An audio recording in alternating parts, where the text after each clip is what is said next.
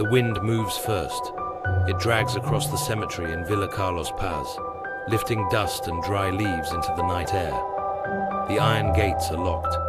The city beyond is quiet.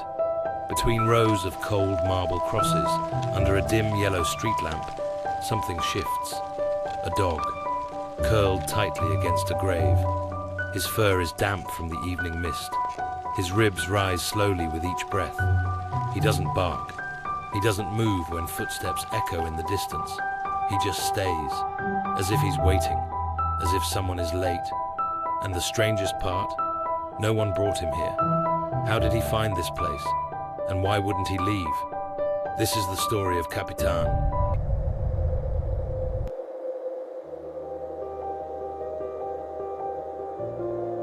Before the cemetery, before the nights alone, there was a home. Miguel Guzman lived a simple life in Argentina. He wasn't famous. He wasn't wealthy. He was just a man who loved his family and one dog. Capitan wasn't even supposed to be his dog at first. He was a gift, a German shepherd given to Miguel's teenage son. But sometimes dogs choose their person, and Capitan chose Miguel. In the mornings, Miguel would step outside with his coffee. Capitan followed.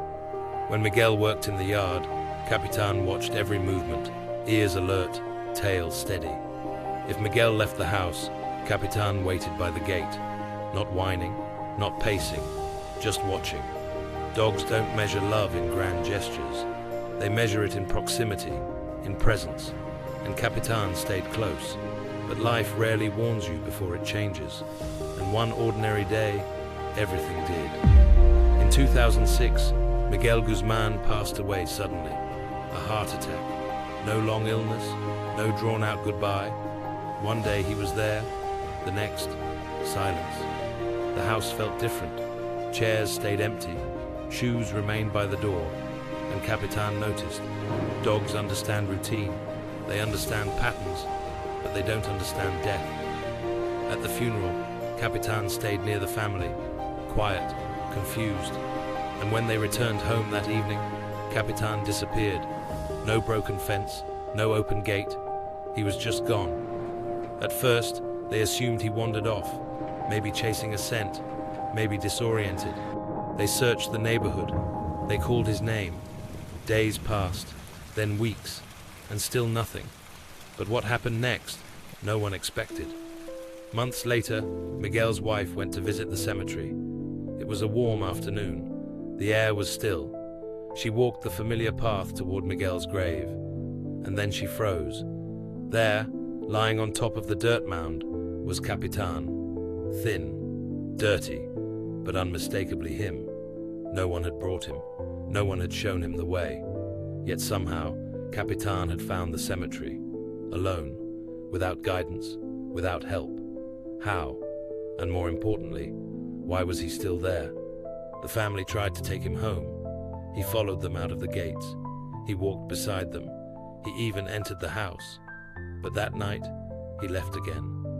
The next morning, cemetery workers saw him back in the same spot, curled against Miguel's grave.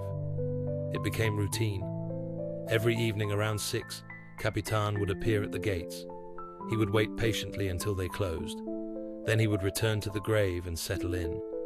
Rain, cold, summer heat. He stayed. Years passed. Winter winds cut through his fur. Summer sun baked the earth beneath him. And still, he stayed.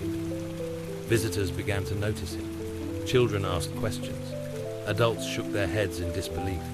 Was it instinct, habit, or something deeper? Time kept moving forward. Birthdays, holidays, new families moving into town. And every single night, Capitan lay beside Miguel. He wasn't chained. He wasn't trained to guard. He wasn't rewarded. He just remained, waiting. But for what? Cemetery workers began leaving him food, a bowl of water, sometimes scraps. They built him a simple shelter near the grave to protect him from storms. At first, people thought it was strange. Then they thought it was sad. Eventually, they called it loyalty. News spread. Photographs circulated. a dog who chose to grieve, a dog who refused to move on. But Capitan wasn't dramatic. He didn't howl at night. He didn't pace.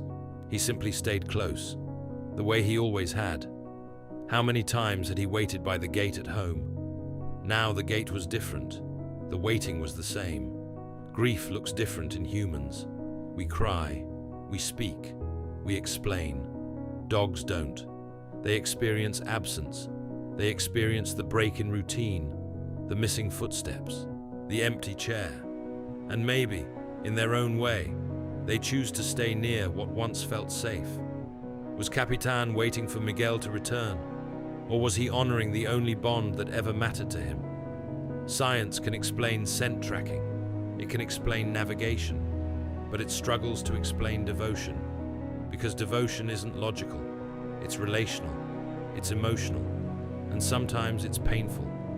Imagine loving someone so completely that distance means nothing, that years mean nothing, that weather means nothing, only proximity, only presence, and the place where you last felt them.